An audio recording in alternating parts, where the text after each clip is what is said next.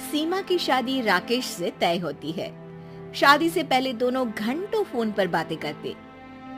पता नहीं तुम्हारी और मेरी माँ की पटेगी कि नहीं।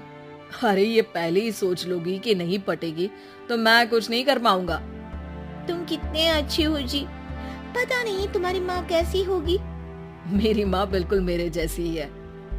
शादी के बाद सीमा राकेश के घर आ जाती है। अरे सासू माँ आप किचन में। सॉरी मैं देर से उठी।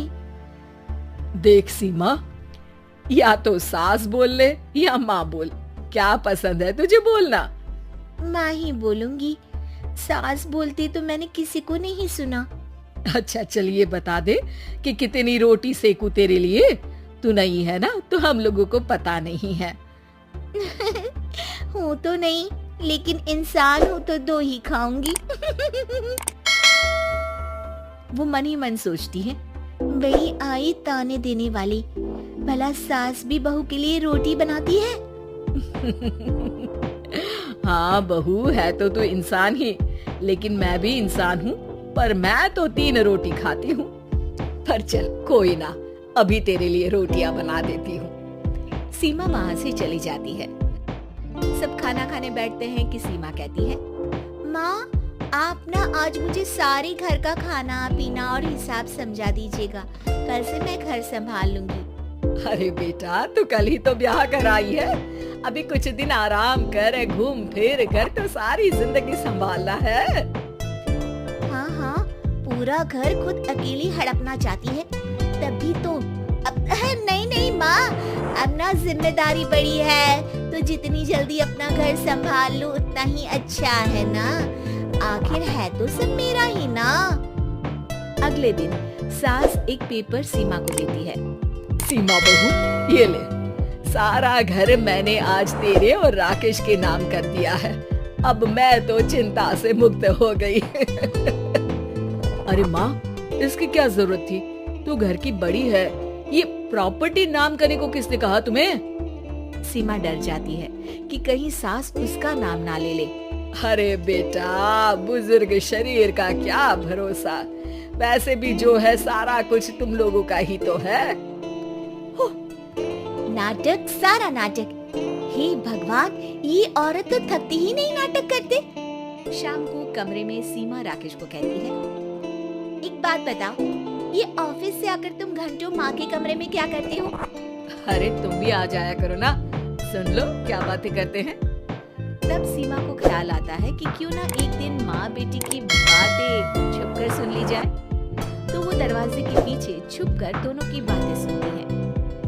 अरे माँ ये तो बता, मेरा बेटा होगा तो क्या नाम रखेगी। मैं तो कन्हैया नाम रखूंगी, उसके पैर में पायल डालूंगी और चोटी बनाऊंगी। वाह माँ इतना प्यारा नाम, तो फिर मेरा नाम राकेश क्यों रखा। अरे बेटा तेरा नाम तो तेरे पापा ने रखा था, राकेश उनका सपना था कि तू साइंटिस्ट बने। फिर दोनों माँ बेटा अपनी पुरानी जिंदगी और रिश्तेदारों की बातें करने लगते हैं। बाहर खड़ी सीमा सोचती है, लग रहा है कि बुढ़िया ने देख लिया है कि मैं खड़ी हूँ।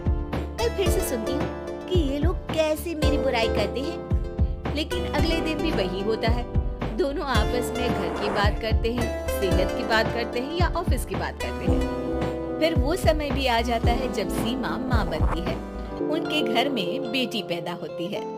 राकेश और सीमा बच्ची को लेकर घर आते हैं कि तभी बेटी का नाम कहना तो सोच रखा था, देखते हैं बेटी हुई है तो क्या करेंगी, खुशी थोड़ी ना होगी बुढ़िया को। तभी सीमा की सास दरवाजा खोलती है। सास ने पूरा घर गुब्बारों से सजा रखा होता है। वो हाथ में पूजा की थाली लेकर नई बच्ची का स्वागत करती है। शुक्रिया बहू, हमारे घर को चिराग देने के लिए। अब तो मुझे राकेश तेरी भी जरूरत नहीं है। ये बोलकर वो बच्ची को गले लगाकर रोने लगती है। पता नहीं खुशी में रो रही है या बेटी होने का दुख है इनको। देखो तो माँ कितनी खुश है सीमा। पता नहीं, मुझे तो लग रहा है कि बेटी है इसलिए रो रही है। बेटी की चाहत में घर सजाया होगा। बस भी करो सीमा, मेरी माँ जितना भी अच्छा कर ले तुम हमेशा उनमें कमी देखती हो। ये बोलकर वो वहां से चला जाता है। सीमा देखती है कि कैसे सास बच्ची को खिलाती पिलाती, उसका ख्याल रखती, उसके साथ पूरी पूरी रात जगती और बच्ची से बहुत प्यार करती। माँ जी, मुझे तो लगा था कि आपको पोता चाहिए जिसका आप कान्हा नाम रखती। अरे नहीं सीमा बहू, वो तो राकेश ने पूछा कि बेटा होगा तो क्या नाम रखूंगी। पर सच बोलूं तो मुझे बच्चियां ही पसंद है। मेरी कोई बेटी नहीं थी, लेकिन तू आई तो वो कमी भी पूरी हो गई। लेकिन छोटी बच्ची को पायल पहनाना, उसको काजल लगाना वो शौक तो अब पूरे हो रहे हैं। सीमा सास की बात सुनकर भावुक हो जाती है और उन्हें गले लगा लेती है। मैं समझती हूँ तुझे भी कि तू क्या सोच रही है। हाँ, क्या? यही ना कि गलत फहमी कभी नहीं पालनी चाहिए, है ना?